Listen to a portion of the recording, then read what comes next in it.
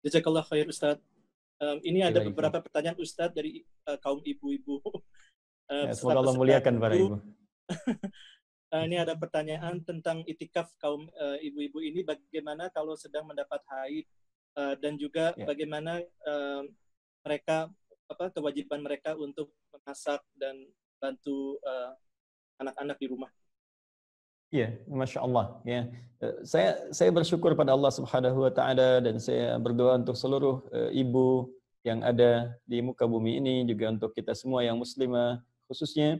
Semoga Allah muliakan Anda semua seperti Allah memuliakan di dalam Al-Quran dan juga hadis-hadis Nabi Sallallahu Alaihi Wasallam. Saya sangat senang dengan pertanyaan ini. Jikalau orang lain berpikir untuk dunia, untuk mudik, untuk macam-macam segala rupa, Anda masih berpikir i'tikaf.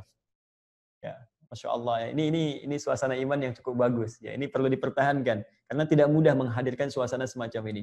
Ya, itu satu dulu yang perlu disyukuri. Yang kedua juga perlu dipahami fikih perempuan. Ya, ini penting. Memahami fikih perempuan itu sangat penting supaya bisa menempatkan diri konteks ibadah sebagai perempuan. Ya, supaya mengerti ini kewajiban perempuan, ini haknya perempuan, ini kewajiban laki-laki, ini haknya laki-laki. Dan ini fikihnya luas. Ada yang bisa ditarik ke rumah tangga. Misalnya Quran surah keempat, An-Nisa ayat 34. Ya, paling kiri sebelah atas di mushaf. Di situ disebutkan oleh Allah ini tugas pokok laki-laki, ini perempuan. Ar-rijalu qawwamuna 'alan nisa. Bima faddalallahu ba'dahum 'ala ba'din wa bima anfaqu min amwalihim. Ini laki-laki. Fasalihatu, ini untuk yang perempuan. Qanitatun hafizatun lil ghaibi bima hafizallah. Jangan tertukar.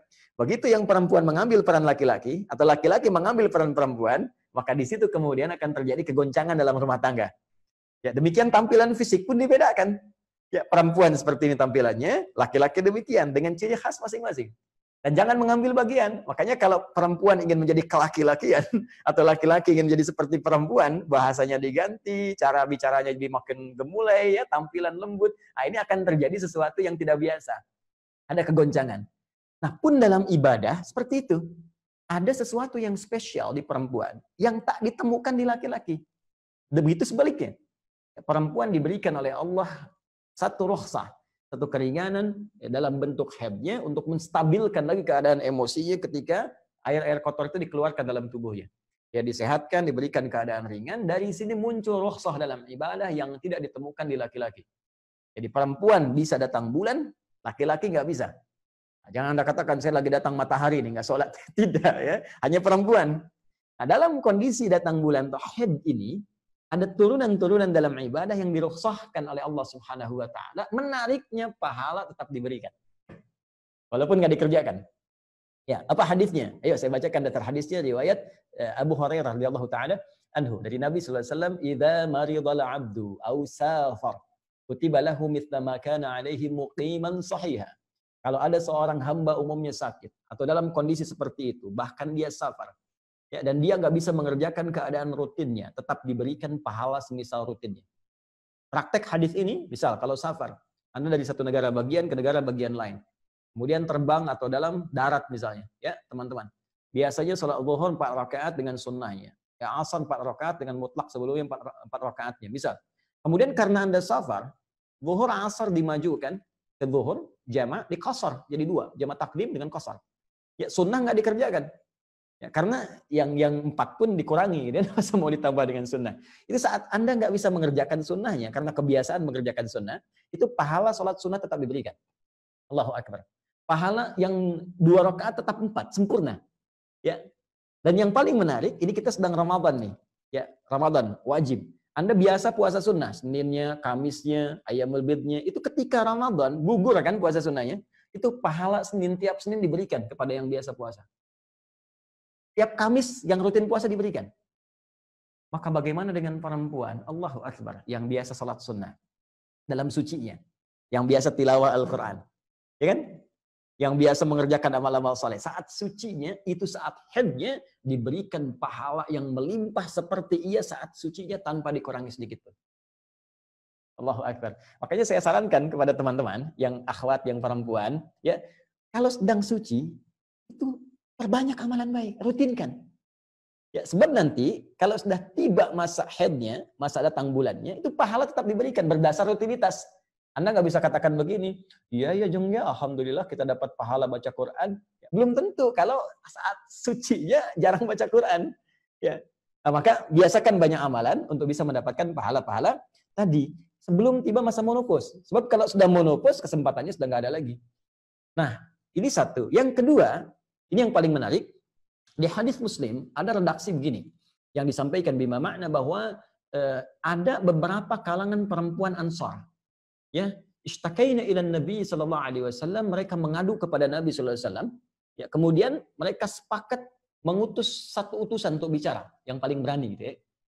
Nah, ketika dia menyampaikan kepada Nabi sallallahu alaihi wasallam tuh bahasanya tuh sangat luar biasa. Ya Rasulullah, enak laki-laki ya. Enak laki-laki. Kenapa kata Nabi kan? Bima makna. Kata perempuan ini dia haji bisa tanpa mahram, bisa jihad fisabilillah garis paling depan, jamaah bisa kapan saja. Kami perempuan terbatas katanya. Ya, mau safar mesti ada mahram, mau jihad juga keadaan terbatas. Kami hanya di rumah banyaknya. Apa bahasa Nabi? Tolong catat kalimat ini. Allahu Akbar. Apa yang dikerjakan oleh suami-suamimu, para laki-laki, sepanjang kau ridha dengan apa yang mereka kerjakan. Ya, ada ulama menjelaskan, memberikan persiapan kepada mereka, dan Anda ridha dengan itu semua, maka pahala yang dihasilkan oleh suami-suami itu juga diberikan kepada Anda semua tanpa dikurangi sedikit. Allahu Akbar. Allahu Akbar. Si perempuan itu tiba-tiba gembira, pulang jingkrak-jingkrak dia. Bahkan di redaksinya ada kalimat begini, kata Nabi, kasih tahu sama kawan-kawanmu itu. Padahal Nabi nggak disampaikan kalau dia utusan. Kata Nabi, kasih tahu sama kawan-kawanmu itu. Apa yang dilakukan oleh laki-laki di luar rumah, sepanjang kau ridha dengan itu, maka engkau mendapatkan pahala yang sama tanpa dikurangi sedikit pun. Dari riwayat ini, saya kira peran ibu itu begitu dahsyat. Jadi para ibu misalnya menyiapkan ruangannya, tempat yang kondusif untuk suami, anak laki-laki untuk i'tikafnya misalnya kan. Kemudian kalau ada sedang kesulitan, tidak bisa mendampingi dalam kondisi yang khusus, ada baby yang sedang misalnya diberikan ASI, ya Anda ridha dengan apa yang kerjakan suami. Nggak harus sama gitu. Ya, Anda berdoa juga, minta yang terbaik. Dalam kondisi ini, apa yang dapatkan suami, ibu dapat bagiannya tanpa dikurangi sedikit. Makanya suami ibu dikasih bekal mushaf, supaya baca Quran, dapat banyak Anda dapat. Kasih agenda yang bagus. Dalam kondisi yang haid, tapi masih bisa bergabung misalnya. Ya, maka perempuan, ya ini kondisi yang sangat efektif. Karena kan perempuan kalau haid nggak ke masjid. Ya kan? Tapi karena kondisi lockdown tadi disampaikan, Anda bisa kerjakan di rumah. Maka apa yang dikerjakan perempuan?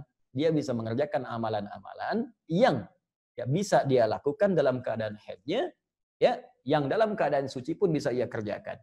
Ya, misal, dia bisa berbanyak istighfar. Boleh. Ya. Yang tidak boleh kan sholat, ya, baca Quran. Ini ikhtilaf di kalangan ulama, tapi saya memilih untuk tidak. Ya kan? Kemudian sholat, baca Quran, itu kan yang tidak. Ya, puasa siangnya tidak. Tapi kan Anda bisa istighfar, perbanyak istighfar, banyak zikir, kalimat-kalimat thayyibah, baca buku, boleh. Buku-buku fikih sholat, buku tafsir. Ya, boleh. Ya, buku beda dengan mushaf. Kalau mushaf lain. Kalau mushaf isinya Quran semua. Ini mushaf. Ini mushaf. Ya. Isinya Quran semua. Tidak ada yang lain. Ya, tapi kalau tafsir kan penjelasan. Ya, jadi semacam buku, penjelasan, keterangan, penjabaran ulama, itu boleh dilakukan. Jadi saya ingin berikan berita kepada para ibu yang tadi diwakilkan oleh Mas Ridho pertanyaannya, apakah ibu masih boleh i'tikaf dalam kondisi lockdown di rumah? Kondisinya seperti itu sepanjang di rumah, maka boleh silakan.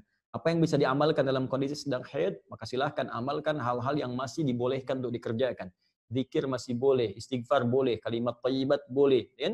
Kemudian doa diperbanyak boleh, mustajab, ya, sepertiga malam mustajab sebelum sahur. Lakukan itu. Kemudian juga bisa tadi belajar buku-buku tafsir, fiqih dan sejenisnya. Yang tak boleh sholat, kemudian baca Quran, ya, itu batasannya. Kemudian yang terakhir, kalaupun itu nggak bisa dilakukan, maka paling singkat Anda berdoa untuk suami supaya bisa kondusif malamnya ibadah. Anda siapkan perlengkapannya, siapkan sahurnya yang paling baik, yang bisa mengisi energi, simpan buah-buahan, minuman-minuman yang menghangatkan misalnya. Maka dalam kondisi itu apa yang dikerjakan suami diberikan pula pahalanya kepada istri atau ibu tanpa dikurangi sedikit. Masya Allah. Wallahu ta'ala alam bis-shawab. Jelas Mas Ridho saya kira? Jelas Ustaz, jazakallah khair.